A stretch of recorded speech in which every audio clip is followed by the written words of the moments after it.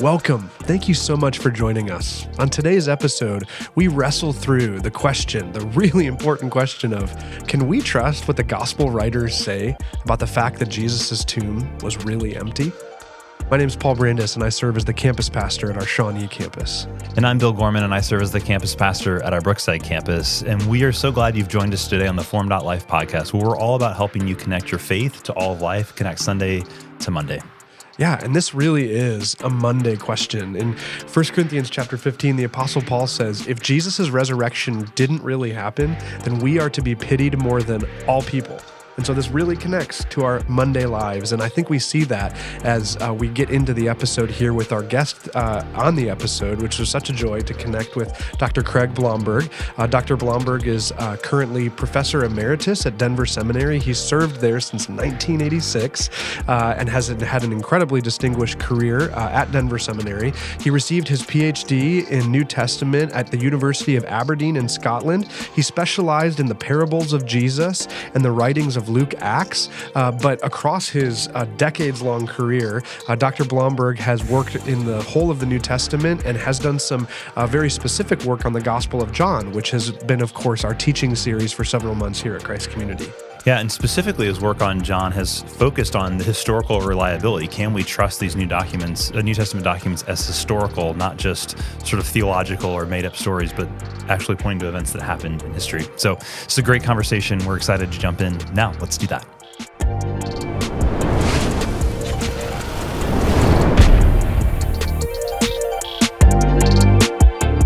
Well, Dr. Blomberg, thanks so much for joining us today. It's a real pleasure for me to get to have this conversation with you. Back when I was in Bible college, I got to use many of your works and first encountered some of your work on the historical reliability of the Gospels. And so it's just a joy to get to share this conversation with you today. Thank you for having me. Well, we know that you have been studying and writing about the historical reliability of the Gospels, and even in particular have written a whole commentary on the historical reliability of the Gospel of John in particular, which we as the church have been studying that gospel together. So you've been doing that as part of your academic career for many years, but I'm curious, just as we start this conversation, how did you first come to trust in Jesus and the reliability of the Gospels and the hope of the resurrection for yourself? What's a little bit of that journey for you? I was raised in a Mainline Protestant church, but I really consider my coming to faith the experience I had at age 15 when my best friend in high school invited me to a Campus Life Youth for Christ club. And it was really the first time that I saw kids my own age and even a year or two older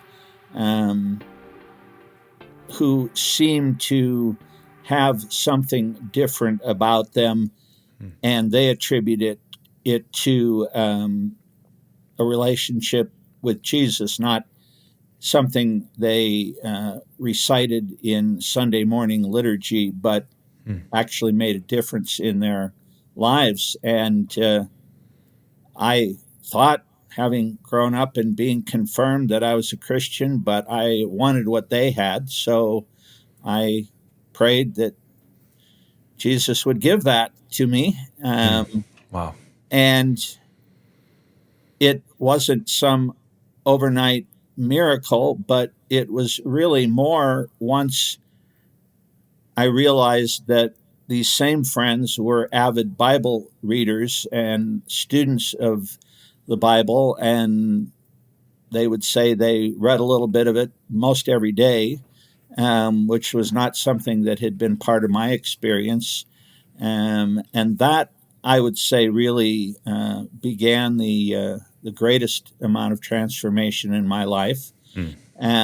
I had a background that combined some skepticism for the full trustworthiness of the Gospels in the denomination I was brought up in, which was not mirrored in the parachurch movement. So I continued with both of those into the college years, going to a academically strong undergraduate liberal arts college associated with loosely associated with the church I had been raised in, and discovered a consistent and much more skeptical approach to what we can know about Jesus. Only a minority of even the synoptic gospels and almost nothing of the Gospel of John was treated as reliable.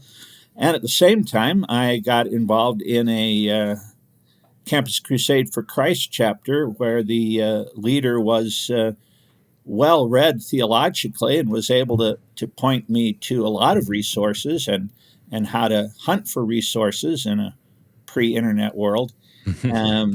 That were very helpful in responding to what I got in class.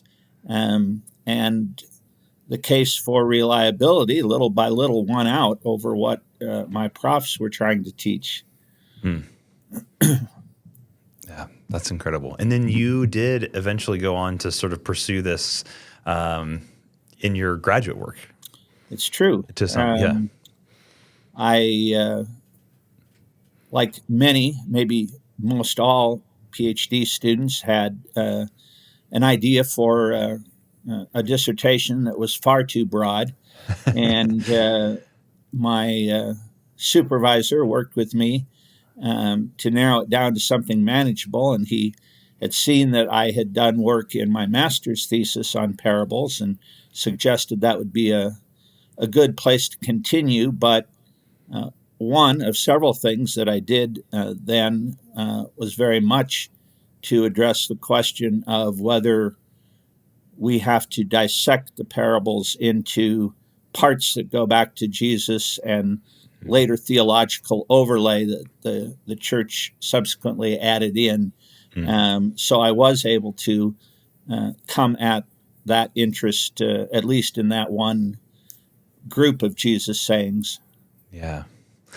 Well, as a church, that's really, I love hearing that story and how that parachurch organization helped you to fall in love with Jesus and then able to then to use those scholarly gifts that you've been given to help enrich the church in a number of areas. And so as we've been thinking about the Gospel of John, we preached the story of the resurrection and Mary Magdalene's encounter with Jesus in John chapter 20. In subsequent weeks, at the time of this recording, we've also been looking at some of the other resurrection appearances in the Gospel of John to the group without Thomas, and then to Thomas, and eventually to Peter and the others on the beach. But I wonder, as we think about the Mary story in particular, what are some of the features of some of that encounter with Jesus and Mary that would lend us to think this is not someone just making this up, but what we actually have there is eyewitness testimony of a historical event? As he does pretty consistently, when John does overlap and talk about something that also appears in one of the other Gospels, there's very rarely more than 3 to 5 words together in common, and one of those is probably and another one is the.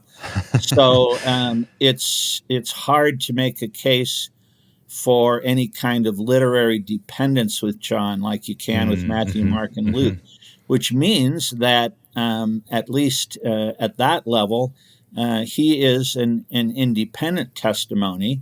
And we see that with Mary because all the Gospels have Mary Magdalene, and the other 3 have some other Marys at the tomb. John describes only Mary Magdalene being there, but when she leaves to go talk to the male disciples, she says, "We don't know where they've laid him." She uses the first person plural to suggest that she was there with others. But this winds up being an independent account. It's one that when she meets Jesus, she thinks he's a gardener.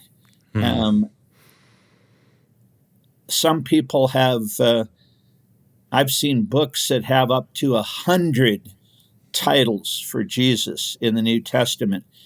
And maybe the 93rd one is gardener. I don't know.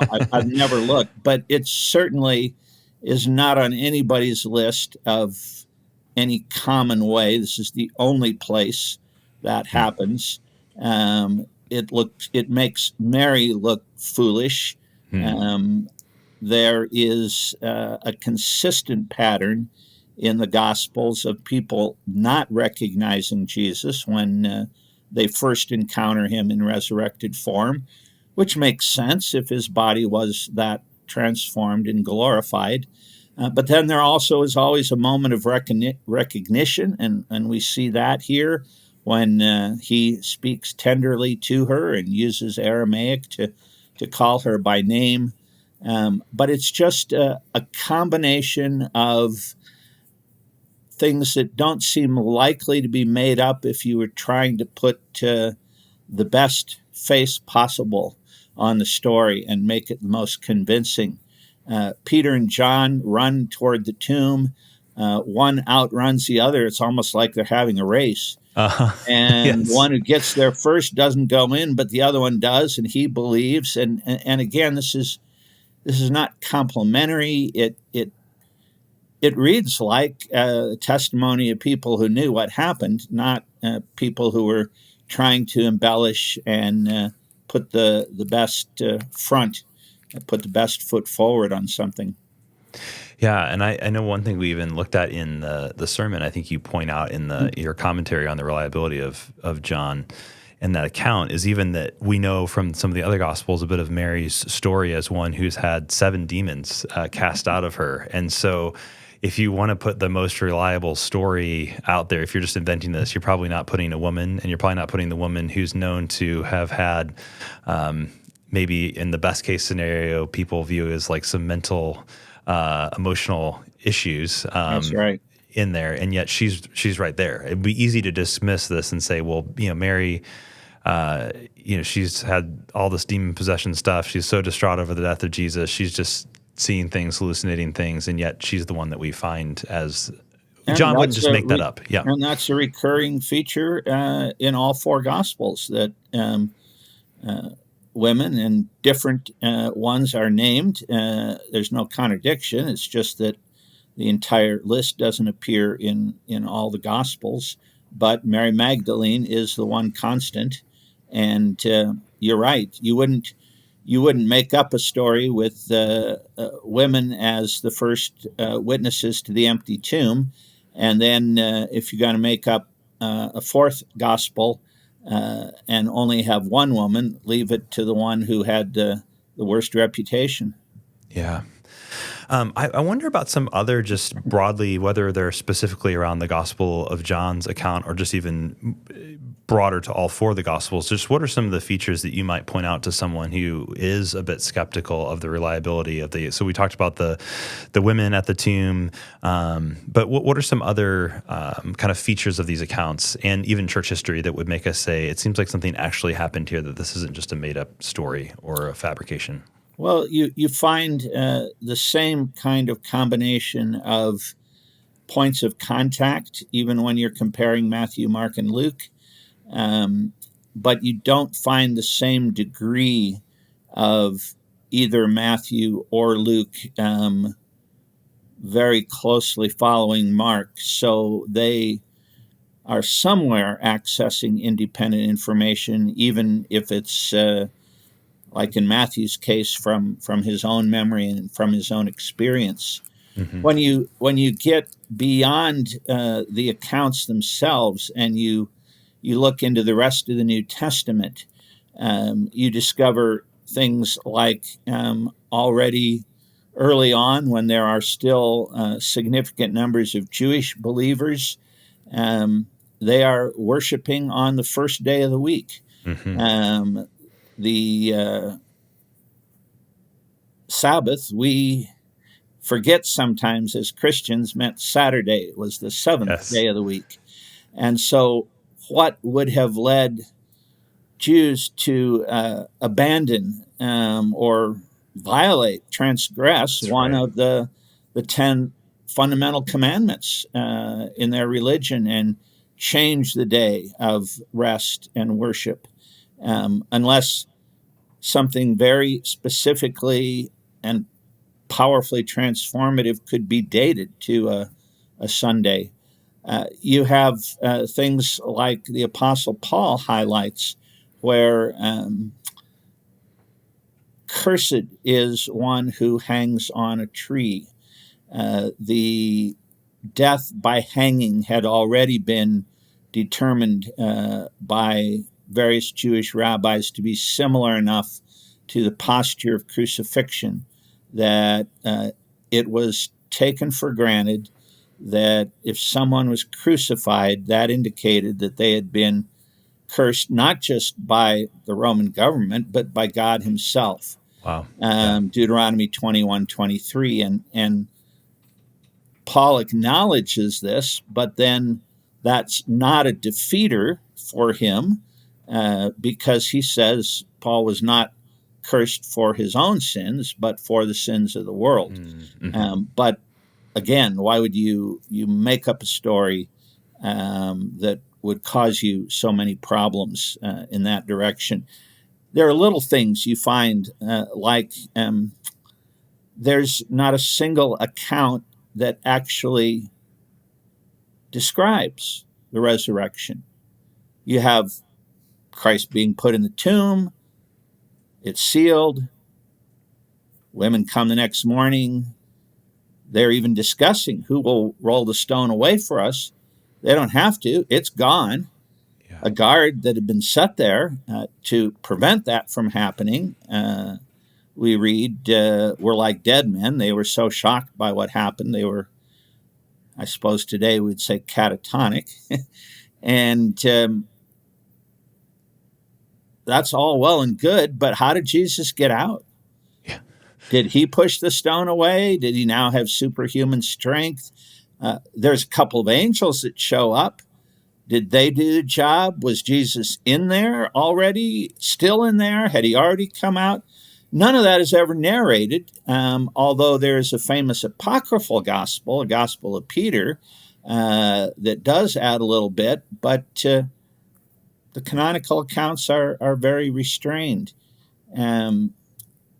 Why is it that Jesus, of all the messianic pretenders, the first century Jewish historian Josephus lists more than half a dozen, all of whom were executed, and in the cases of insurrections, their men massacred?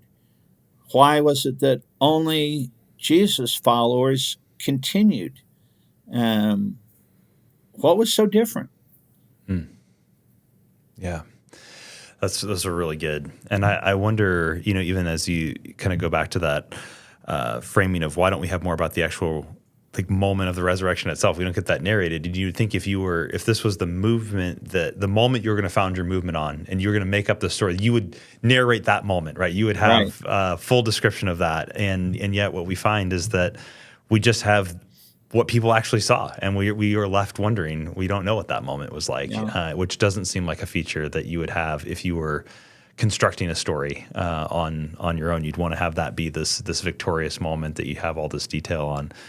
That's really good. Well, I wonder, and we've talked a little bit about some of these already maybe, but I'm curious, as if someone's listening to this podcast and they're at their workplace, or they're with fellow students at school, that kind of thing, what are some popular explanations that people give, and maybe even some that your professors back at the liberal arts college that you went to as an undergrad, to why we can't trust these accounts? Or what are some of the things that people might say, well, yes, but you don't, I read this Dan Brown book, I read this, whatever it might be, and well, what about this? How can you answer that? What are some of the common kind of myths or misunderstandings that you hear about that, and what might be some ways that we could, as followers of Jesus, helpfully respond to those? I think today, and it's not always been this way, I've been doing this long enough to watch different trends in different decades. But I think today the most common reply for those who don't accept the story is, well, we know it can't happen. resurrections are scientifically impossible, but that still leaves you having to explain how such a story arose. And the typical answer is that there are other accounts of various kinds of people who did not die or were said not to have died, or who died and then were seen alive again. In the Hebrew scriptures, you have way back in Genesis, Enoch, who, as the King James puts it, walked with God, and he was not, for God took him, leaving almost every question unanswered. Elijah is caught up into heaven in a chariot. Elijah and Elisha both raised to life people in their day, though presumably they went ahead and died again later, just like those that Jesus brought to life. But when you move into the Greco-Roman world, what is often called an apotheosis, a deification, becoming a god, that was an honor that people believed was bestowed on leading emperor, a famous general, a wonderful philosopher, religious leader, after their death. It does not actually include a bodily resurrection. It's simply the spiritual ascent, but sometimes in visible form, like people say they see a ghost. And there are a variety of these kinds of legends. So surely this was a way that Jesus' followers, given the culture of the day, wanted to honor his legacy and concoct this story of a resurrection, and therefore we take it for what it's worth, just another myth. And so, how might, if someone kind of came bringing that argument and saying, yes, they was kind of, he was raised in their hearts or in their imaginations, they viewed him as God, and they sort of told these stories to kind of capture this sort of feeling that they had about him as this great figure who maybe kind of in some spiritual way or metaphysical way overcame death, but didn't literally rise from the dead. And we just need to take this. How would you respond to those claims, or kind of that initial kind of framing of it? Well, I think it's important. I actually tried in what I just said to be as faithful to the way some people who hold that view would phrase things. But what is often omitted are the details of some of these, particularly the Greco-Roman parallels. What is it that you have the whole Isis cult and her husband Osiris, and you have the god Mithras being caught up, blended in Roman and Egyptian mythology put together. And there are people that say, well, they talk about death and resurrection. Well, they do annually. And the death comes as the god is hacked into pieces in the underworld and then reassembled the next spring and allowed to come above ground when the weather's nice, or maybe that's what makes the weather nice. And so you have to say, is that really a close parallel? Romulus, the co-founder of Rome, 700 plus BC, was said to have been seen ascending into heaven. Well, yes. Anybody still around who you can interview, who can verify that? When you look for a parallel account of someone who was known to have genuinely died, no debate about that, and claims of being seen, heard, touched, felt, presumably smelled, in bodily form. And the reports of these are written down in documents within the lifetimes of people who knew what happened, and some of them believed and some of them didn't. Now there are actually zero parallels in Wow. the Yeah. history of the world and of its mythology and its legends and so on. And even if you were to say, well, there's always first time for everything, it really would be a more plausible theory if Jesus had been a Greek or a Roman, if he had been born in Athens, for example, and then his message little by little traveled and finally made it as far as Israel and to Jerusalem, where they didn't believe in mere spiritual immortality, but had this crazy notion of a resurrected body. Well, okay, then now it fits perfectly. A story that probably was originally about the Spirit of Christ living on has become embodied. But that's not the direction the development went. It began in a place where people knew and believed in resurrection bodies, but they had no expectation of a resurrected person ahead of time before the resurrection of all people at the end of the Yeah. age. And then they had the difficult task of taking that message to other cultures where the same belief wasn't shared.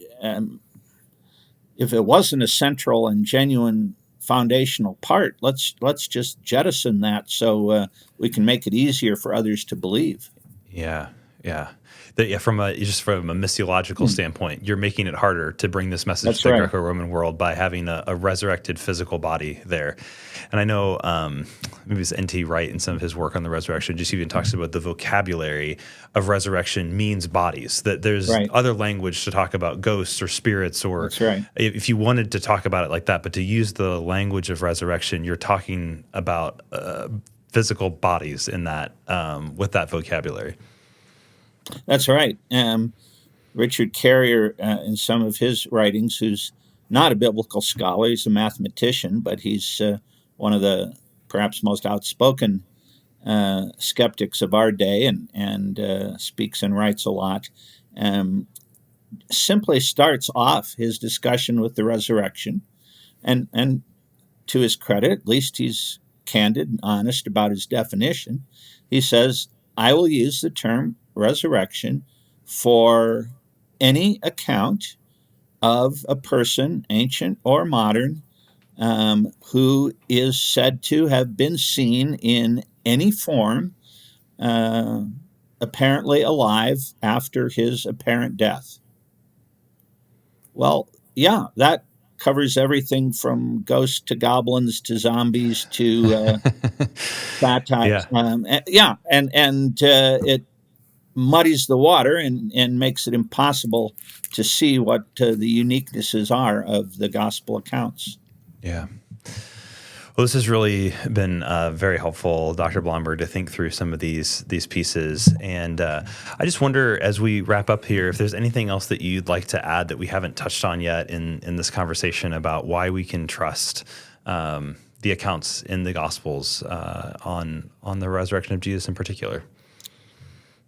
A very different kind of point, but I think it's an important one, is that you have, starting right within the New Testament itself and carrying on to today, an unbroken stream of millions of people who would say that the resurrected Jesus has, in sometimes small and others remarkable ways, transformed their lives.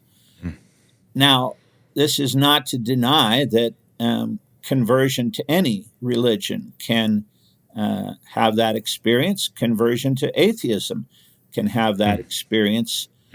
The point is more that we are talking about people who were the least, the last, the lost, the social outcasts, the nobodies.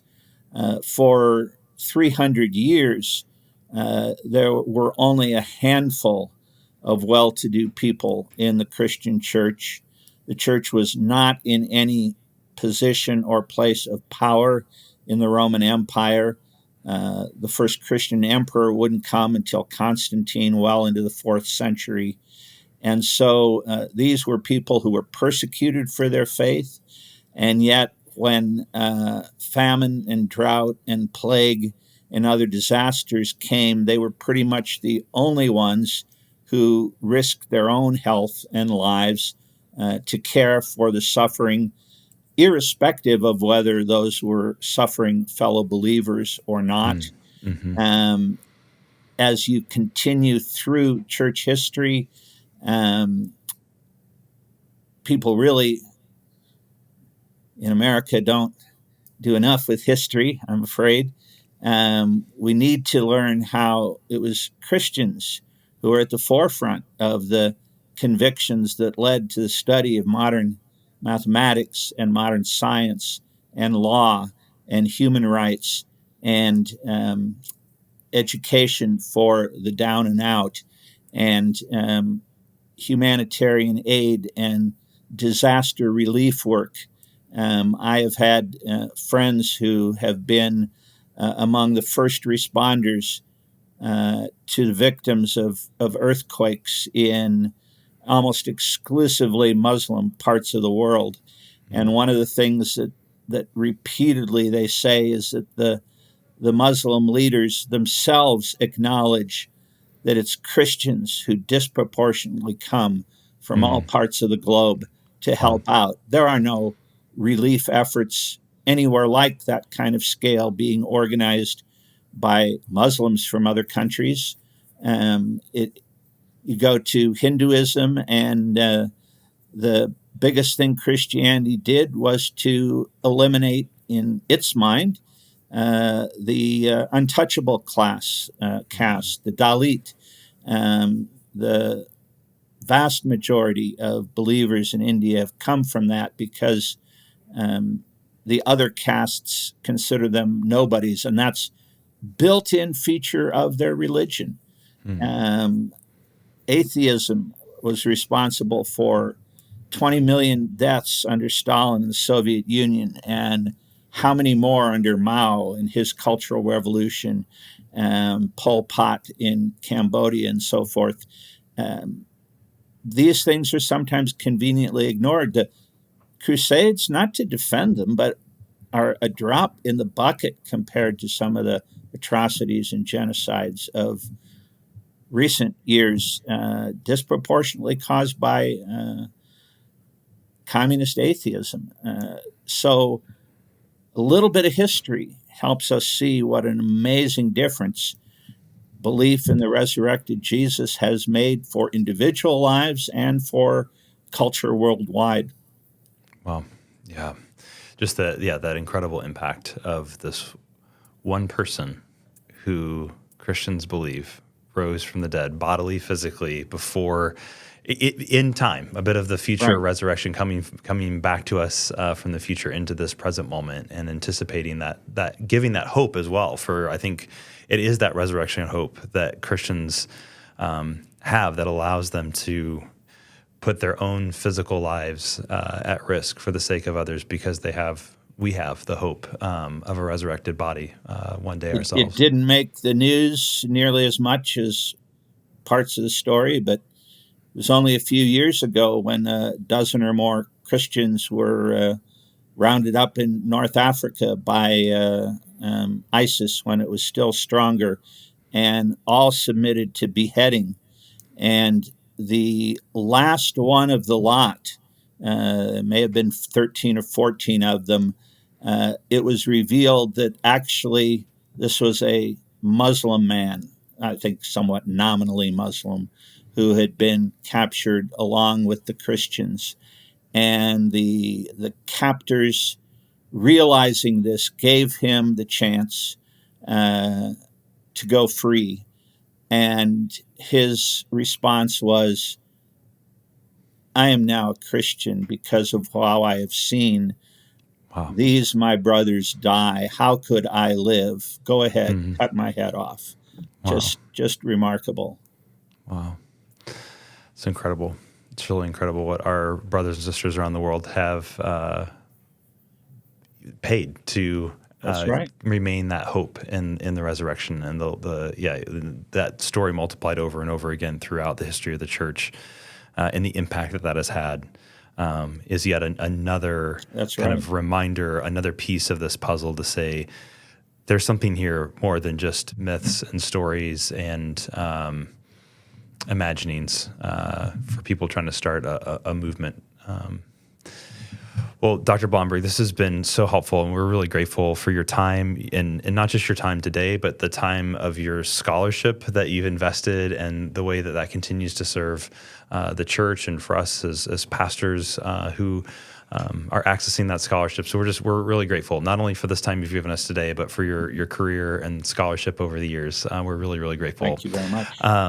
One of the things that we always like to do on this podcast too, though, is at the end, we like to ask our guests, and you've had this long career in New Testament studies and academics, and but if you had a chance to do something different in your life, there's a different Craig Blomberg story where you don't go and get your PhD and do all this amazing New Testament work. What would you do? What is that other dream job for you? I have often thought of what I would have done because of other things I was interested at the time, which is what I thought was the way you were going to phrase things. I don't know that I have some other dream now in light of all that I've experienced. Yeah. But there was a time when I never thought I would live to see my favorite sports team, the Chicago Cubs, make it and win a World Series in my lifetime. And there was a time in my younger teens when a dream job would have been to crisscross the country as a statistician for the Chicago Cubs franchise. Yeah, that's great. Both Paul and I are both baseball fans in particular. So I grew up in St. Louis as a Cardinals fan, so I have to apologize on that. I'm a Royals fan now in Kansas City, but grew up as a Cardinals fan in St. Louis. So, but I love the idea. So did you like the Moneyball movie and book and the kind of the story of these? And the Rookie and all kinds of different sports films. Field of Dreams, of course, was a classic. I've been told somebody is trying to actually build a stadium in Iowa, I think in part as a tourist attraction that will be a Field of Dreams out in the cornfields. Well, I'm sure a lot of baseball fans would, if they build it, they will come. So it could well be. Awesome. Awesome. Well, Dr. Blomberg, thank you again for taking time with us today. We're really grateful for you, and we will have any kind of resources and those kinds of things linked in the show notes that we've talked about here. And again, we're just grateful for your time and your scholarship. Great. You're most welcome.